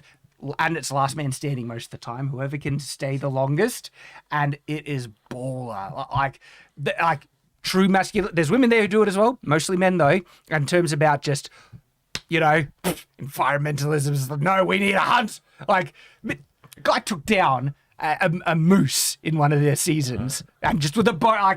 I always go for the people who are the best survivalists. And some of the stuff that they can do, it's legendary. I love that stuff, and so much so, I would love to try to do it myself, but I don't have the health. It sucks because We'll try it for you. like genuinely, I started collecting why here I we got go. all those knives. Shad, show and tell. Where's my knives? Oh, they're all here. Like, I was getting all these to try and pick out what would be my survival.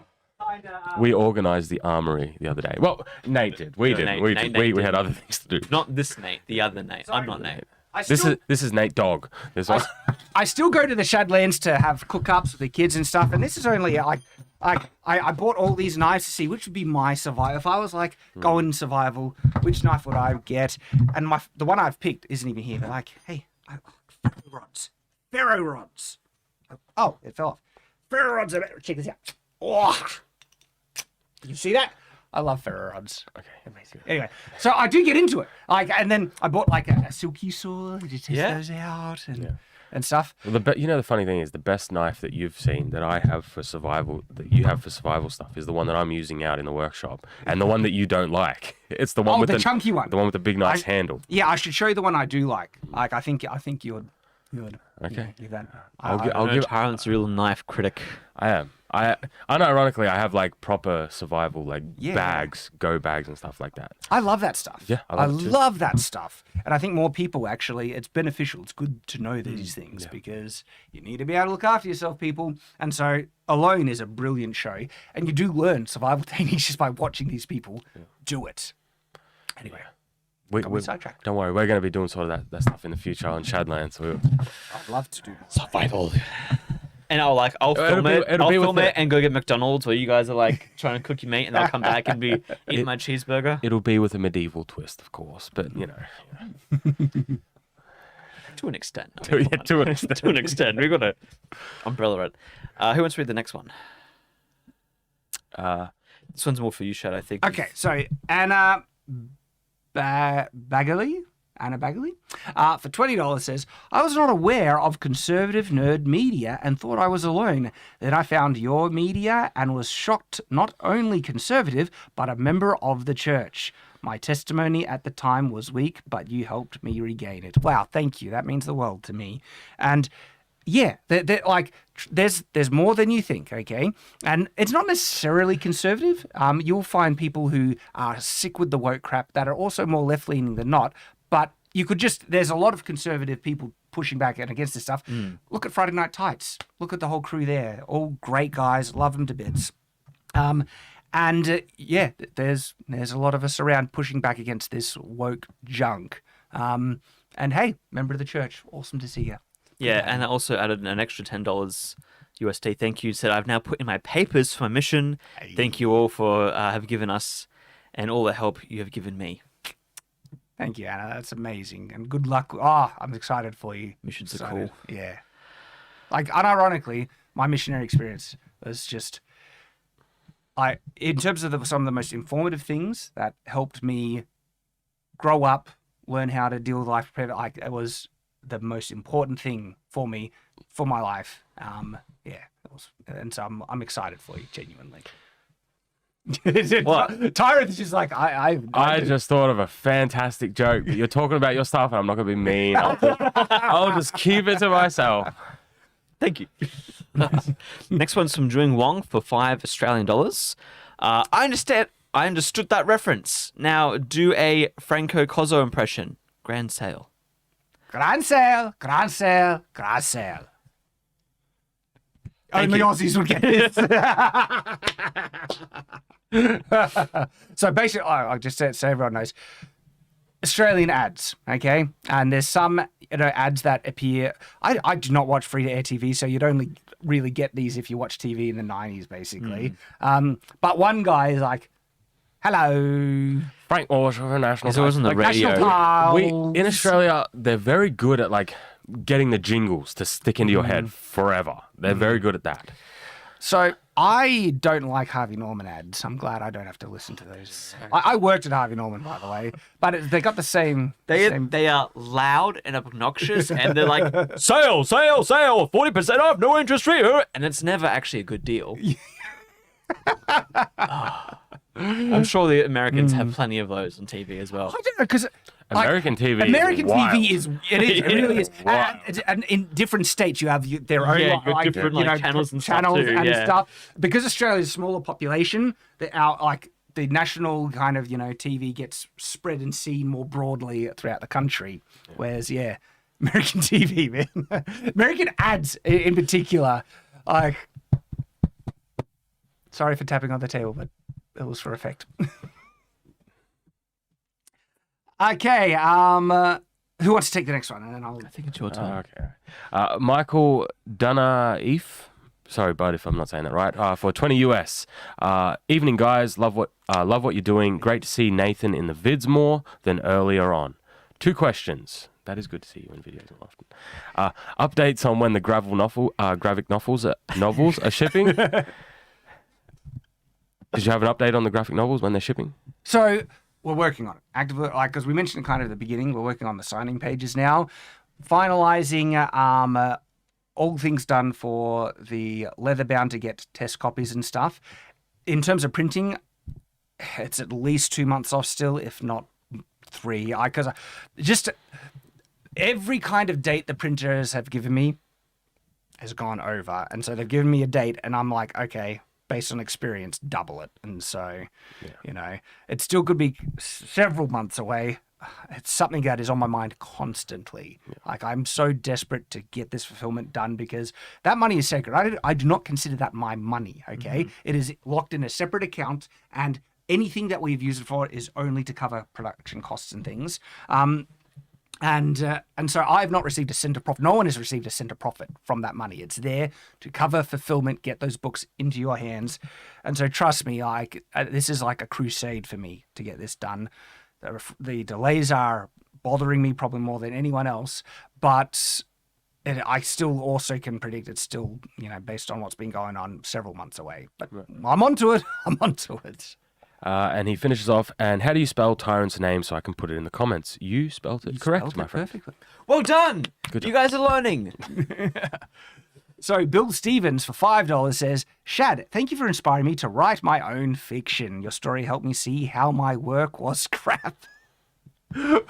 So, not intentional, but that's a good thing because that same experience, like any writer that's going through the process to learn how to write, will happen to me multiple times where I'd was mostly through a novel, then I learnt that I was doing something wrong and was like, I need to rewrite the whole thing. And so it's actually a good thing to realize that what's crap in your work because then you know how to improve and get better at it. And that's what I think is one of the big failings in Hollywood at the moment is that they are narcissistic to the extreme where they will not take or admit the failures in their own work. yeah. Like the people who did Rings of Power, right?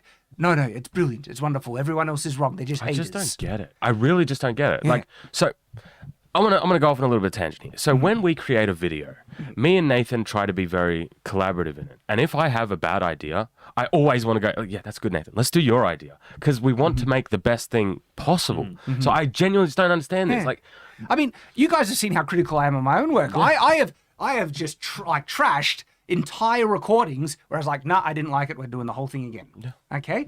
You need to be self-critical and objective with your own work and also accept criticisms. Thing is, though, some criticism, especially when you get into large volumes, you need to be able to try and look, sometimes you fail at it, but you have to try and gauge it like what is genuine criticism, what is not good criticism.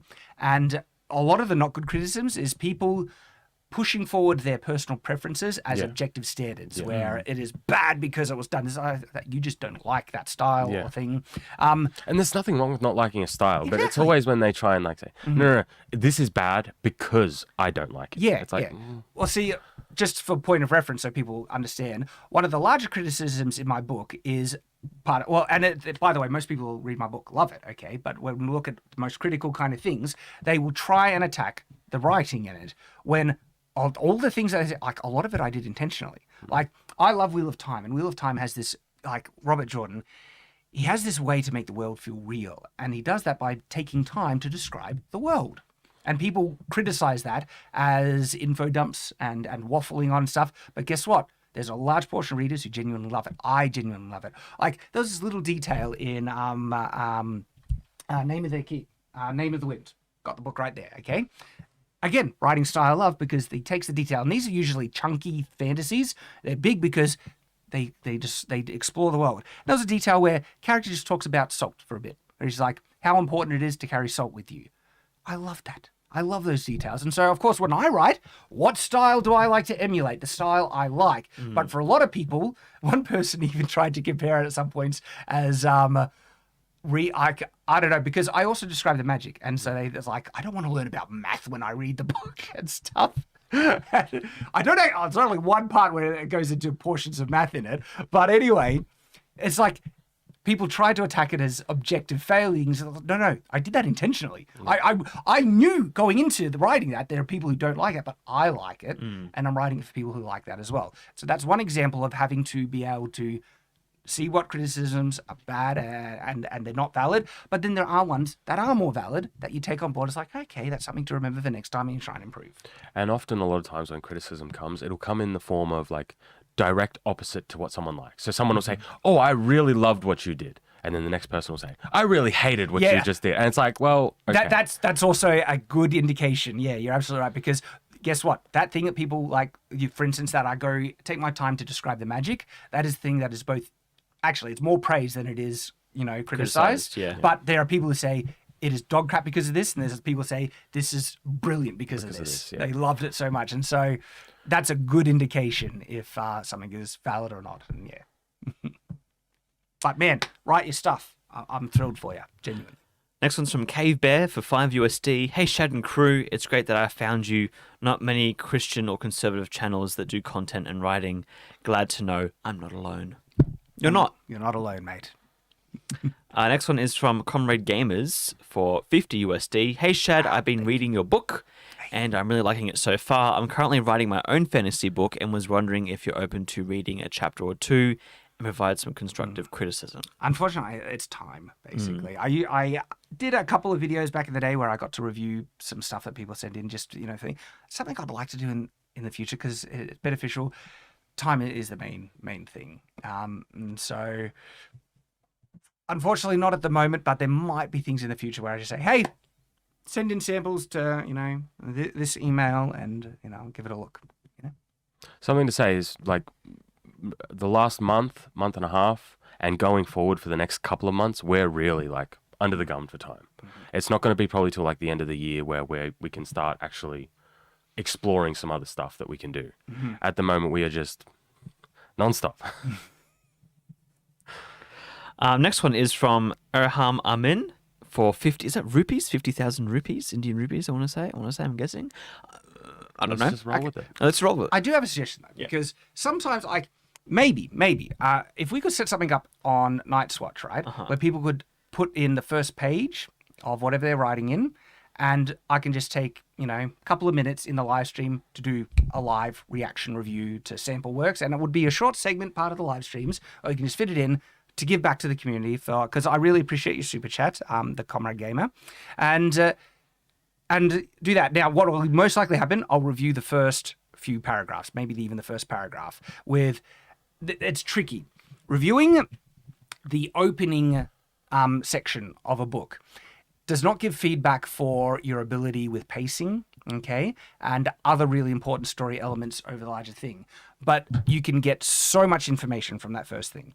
A lot of the criticism will come down to the opening. The opening of the book is so crucial in terms of the hook, okay, but you can pick out really important things like, do they even understand what type of viewpoint? Are they doing third person limited, third person omniscient? Do they know the difference? Are they breaking out a viewpoint incorrectly? Are they misusing attributions? Are they doing too many setisms? You can look at my own kind of like, there's a video on Shadiversity where I view one of my own works of writing, and because making things concise is really important. And so you can figure out if something is professionally written just by looking at the first few paragraphs, and it doesn't take too much time. And so maybe if we could set something up where people could just send something, I don't know. As long as we don't get like 1,000 of them. We might get too many, but we'll just have to lucky dip, Yeah. Lucky dip. Yeah. But I'm willing to do that in Night's Watch live stream. If we just, do we have a quick book thing, and it would give people some insight to the writing process, certain, writing techniques and how to improve your prose. I'm sure if even they don't get picked, they can at least see maybe their work similar to the person getting criticized, and so they can change their own works as well. I think. Hopefully you guys like that. So set something up. Anyway, Irhan's message was, "Hey guys, I can't believe they fired such a stunning and brave woman. What could cause this?" Scapegoat could cause that. Basically, yeah. 11 bang bang for 10 USD. Hey Shad, just going to let you know that I love listening to your historical videos while farming. You've been a great influence for my 18th century history videos on my own channel. Awesome. That's so Happy cool. to help. Happy to help, mate. I'm just curious. When you say farming, do you mean like farming in a game or like farming in real life? I I have to ask because I'm a gamer. Are you in a tractor or are you in a gaming chair? I respect both, but I do respect the farming in real life more. Yeah. Farmers, legends. Next one's from Scotty Orange for $10 USD. Based only on the TV shows, what character would you want with you in your party on a very likely dangerous adventure, or none of them? I would want Galadriel, because she can't die. Is this specifically the Rings of Power TV show? I don't know what TV show they're referring to. I don't know either. I'm just going to say Galadriel because she's a stunning woman who can do. Yeah, but she can't die, but you can. Yeah, how could you put up with her condescending superiority?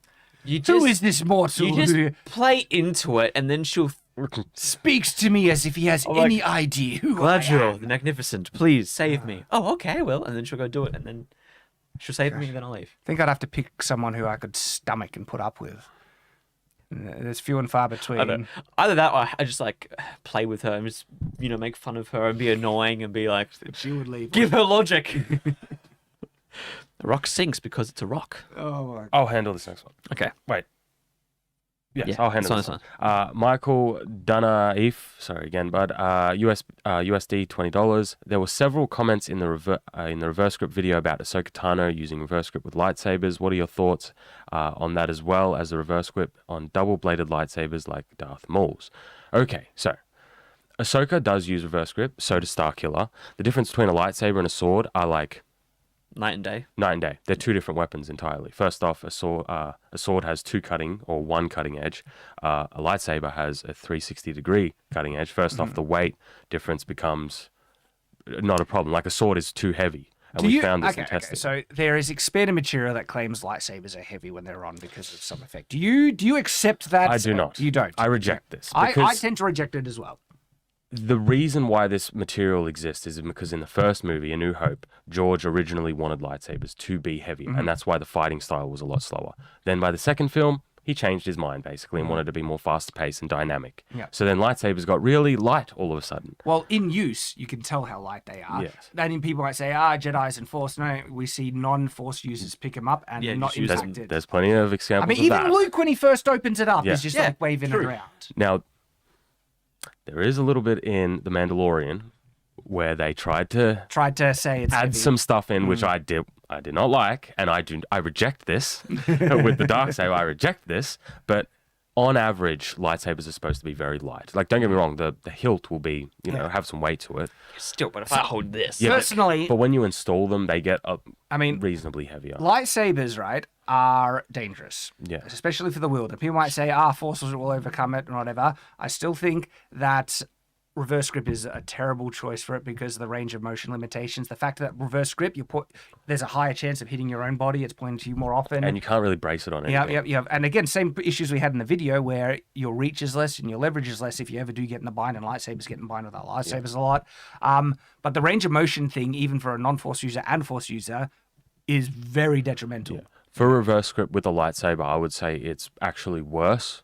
It's more unrealistic. Yeah. However, when it comes to like, there's certain things when it comes to lightsaber, like in holding it in a normal position, because you don't have to worry about edge alignment, for example, you can use different body mechanics in a lot of different ways. Yeah. But reverse grip, I love Ahsoka and I love Starkiller, but reverse grip is not. With lightsabers, it's worse. Let's just put it that way. Yeah. Appreciate the super chat. And next one is from Junwong, sorry pronunciation, $5 Australian. Love Townsends, love them too, they're great. Remember the episode where he interviews the period reenactor and in character she rants about women need no book learning.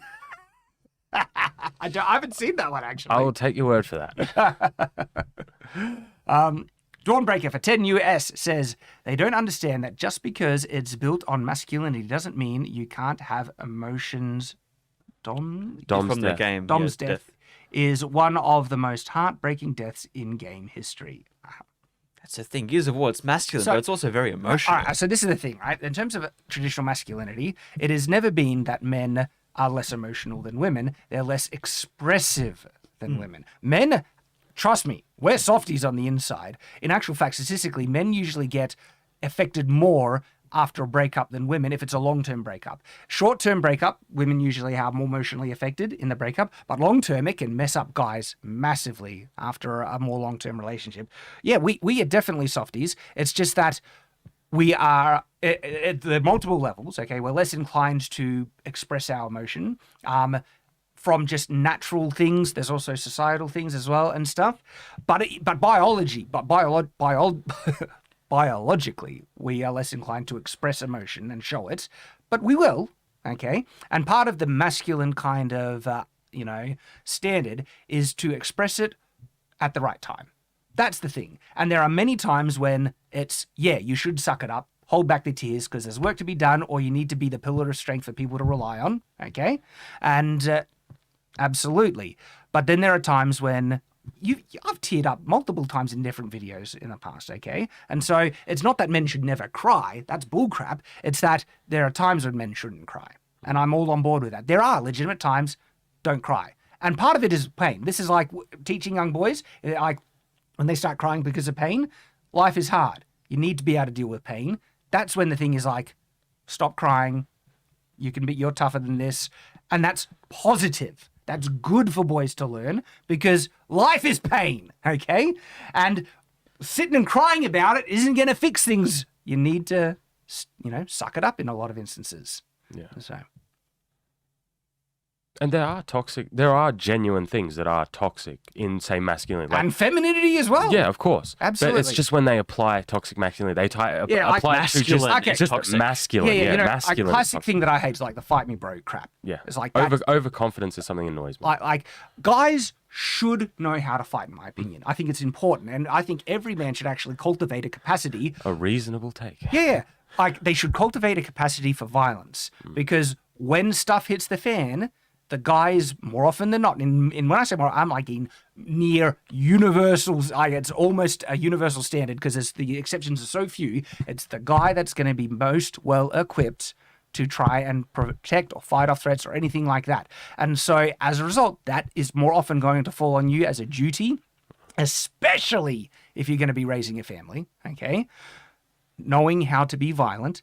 And knowing how to use it the right way is very important, okay?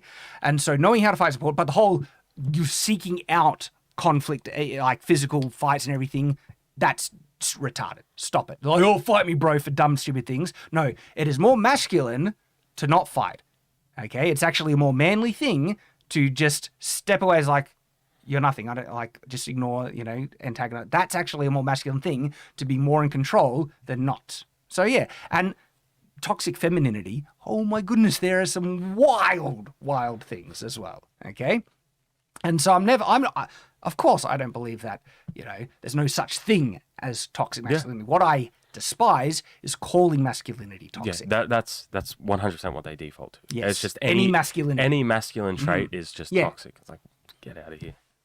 Like, for instance, there is a way that men interact often. Every time I think of toxic masculinity, I just think of that. What was it? The shaving ad. I hate that. So I can't even remember the Gillette. There we go. I couldn't even remember the brand because I deleted it from my mind. But I remember that ad and just like little things like going to talk to a woman. What?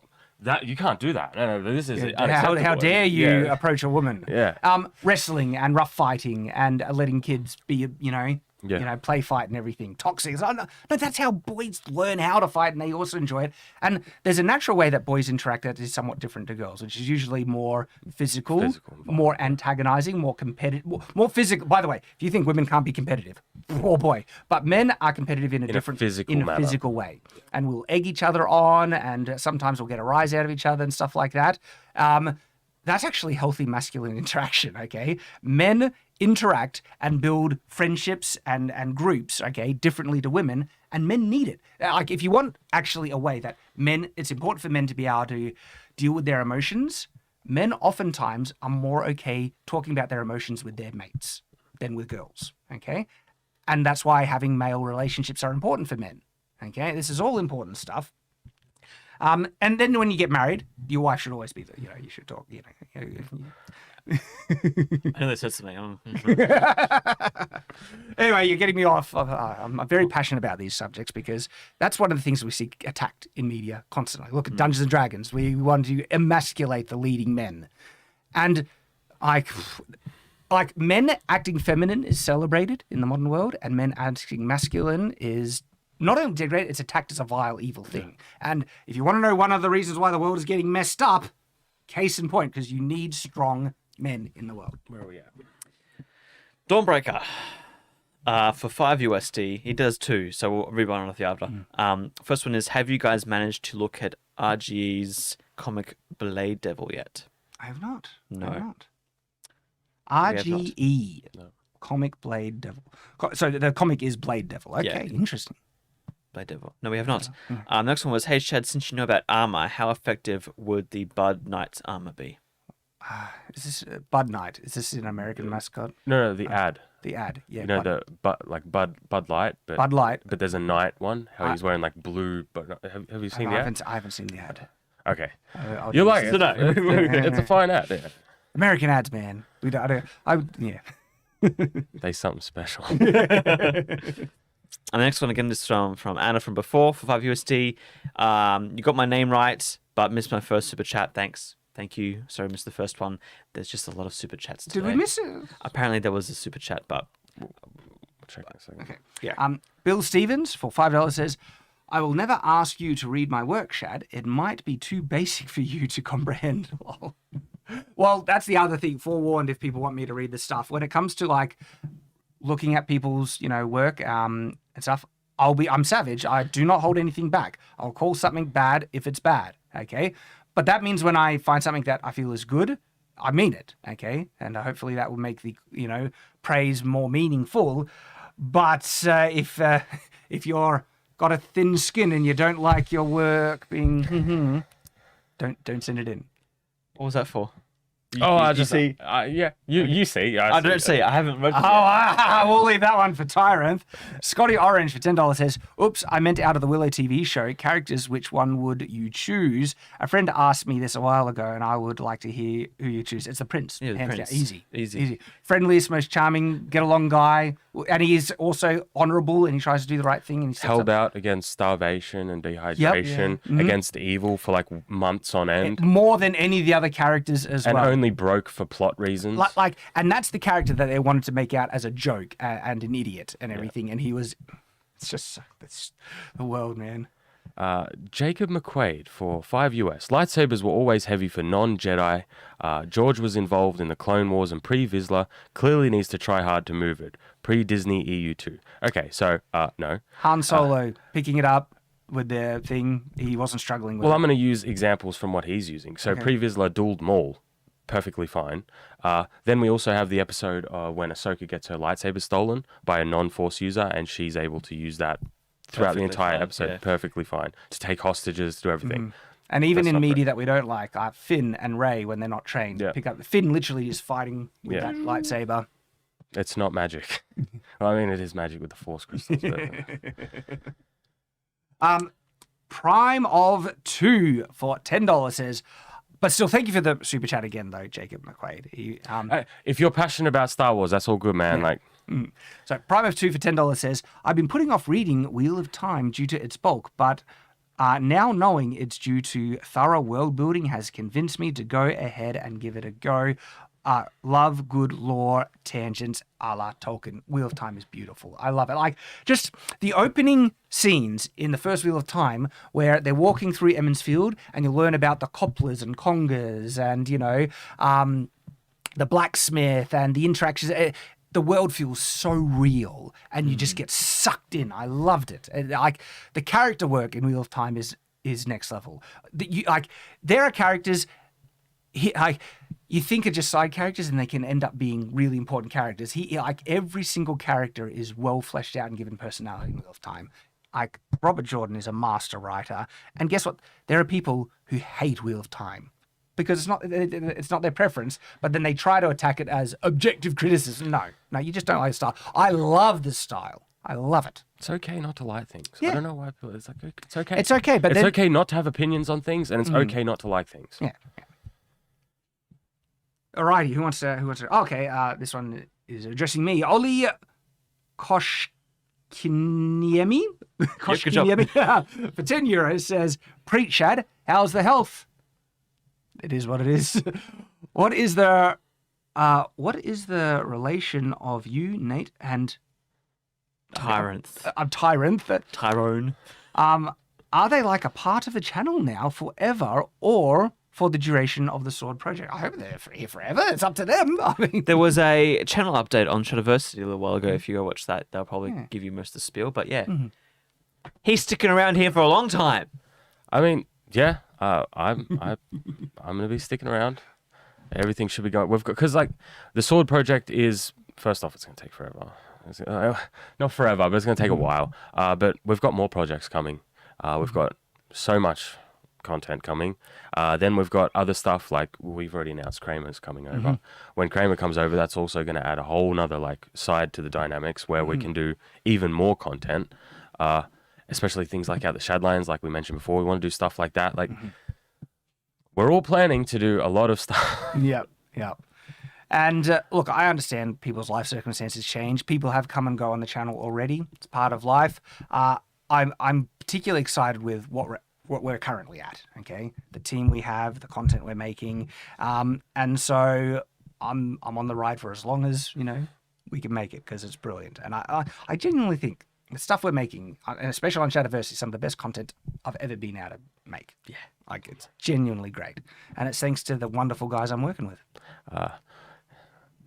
I want you guys, if you can, to give Nathan some appreciation. Like, there's a lot that we've been doing lately and a lot of, like, behind-the-scenes stuff because stuff hasn't come out yet. But I can only do so much. Nate can only do so much. And Nathan is the one who's, you know, helping us do things that if we all just tried to do it by ourselves, we wouldn't be able to do. It takes a group, a team to do these things. Yeah, and, like, you see me, Tyranth, and Nate in the Shadiversity videos. Who do you think is behind the camera? And the camera work is just... Yeah, who makes those shaky shots, huh? No. You guys complain about the B-roll footage? Okay, I get it. I understand. I'm getting better. The dynamic cam is brilliant. It has lifted the quality and watchability. I love it. And Nathan's doing phenomenal. And so... Okay, it's very hard to be a tripod. You try standing still. But no, I enjoy it. Working with the team is super fun, and we have an awesome vision now. And, like, videos now...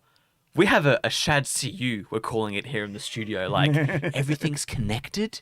It's a little hard when I'm trying to connect things that, like, because our schedule can change up. Sometimes we're a bit behind on stuff because we've just been filming so much and we don't have time to edit things.